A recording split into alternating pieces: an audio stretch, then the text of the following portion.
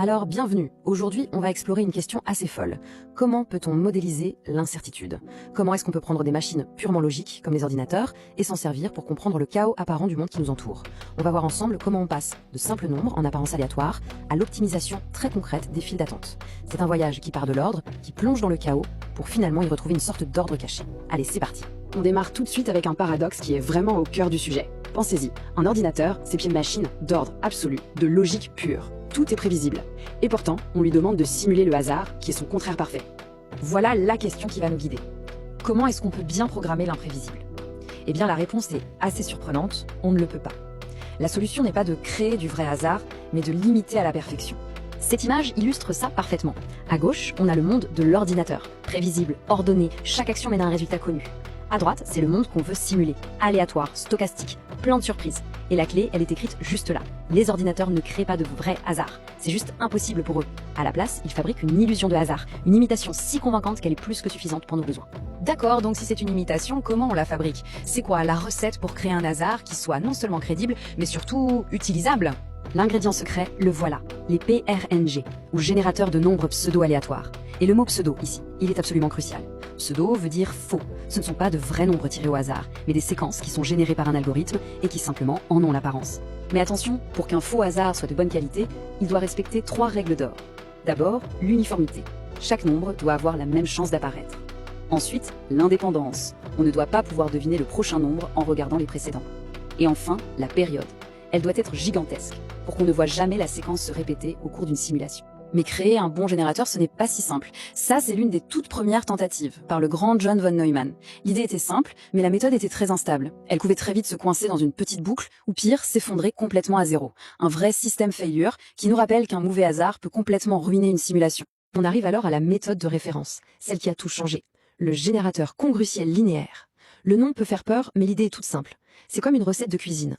On part d'un ingrédient de base, la graine, on lui applique une petite opération mathématique pour obtenir un nouveau nombre. Et on recommence avec ce nouveau nombre, encore et encore. Si on choisit bien sa recette, on obtient une séquence de hasard quasi parfaite. Ok, donc on a notre recette pour créer un hasard crédible.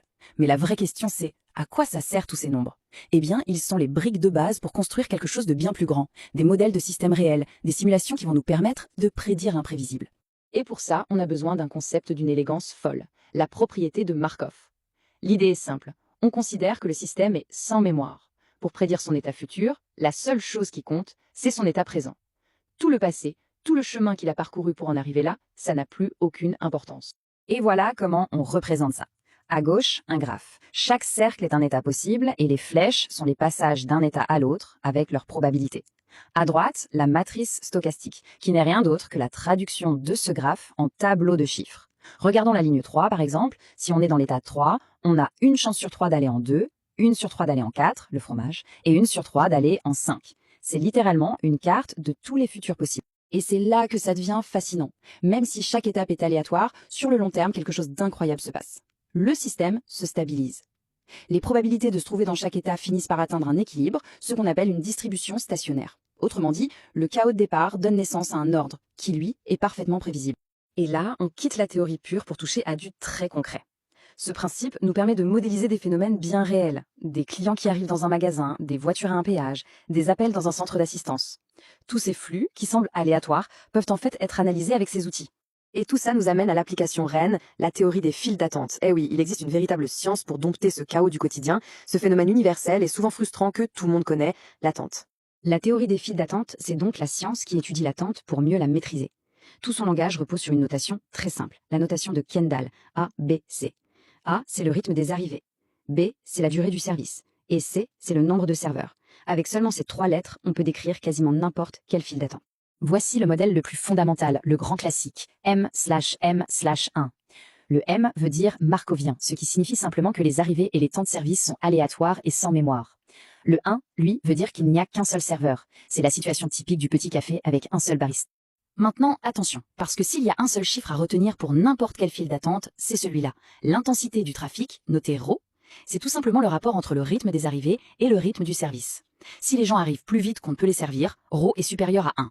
Et là, c'est la catastrophe, la file va grandir à l'infini. Le système est instable. Le but, c'est donc de toujours rester en dessous de 1. Et dès qu'on a cette garantie, dès qu'on sait que le système est stable, le vrai travail d'optimisation peut enfin commencer. On peut alors se mettre à calculer des indicateurs de performance très précis pour répondre à des questions cruciales. Premier indicateur clé, combien de personnes y a-t-il en moyenne dans le système? C'est-à-dire à la fois dans la file et en train d'être servi. La beauté de la théorie, c'est que la réponse est une formule toute simple qui ne dépend que de cette fameuse intensité du trafic, ρ. Deuxième indicateur, combien de personnes attendent juste dans la file. C'est une info capitale pour savoir par exemple quelle taille doit faire la zone d'attente pour que les gens ne débordent pas dans la rue. Et enfin, l'indicateur qui est souvent le plus important pour la satisfaction du client, combien de temps, en moyenne, une personne passe au total de son arrivée à son départ. Grâce à ces formules, on peut ajuster les ressources pour atteindre un temps d'attente jugé acceptable. En résumé, regardez le chemin qu'on a parcouru ensemble. On a d'abord appris à générer une illusion de hasard, puis on s'en est servi pour modéliser le comportement de systèmes imprévisibles. Et enfin, on a appliqué ces modèles pour optimiser des situations bien réelles. Au fond, c'est ça, la simulation. C'est l'art de transformer le hasard en un puissant outil de prédiction. On termine donc sur cette question. Ces outils nous donnent un pouvoir incroyable pour concevoir des systèmes plus efficaces, des villes plus fluides, de meilleurs services. Cette capacité à maîtriser l'aléatoire ouvre un champ de possibilités immense. Reste à savoir ce que nous allons choisir d'en faire.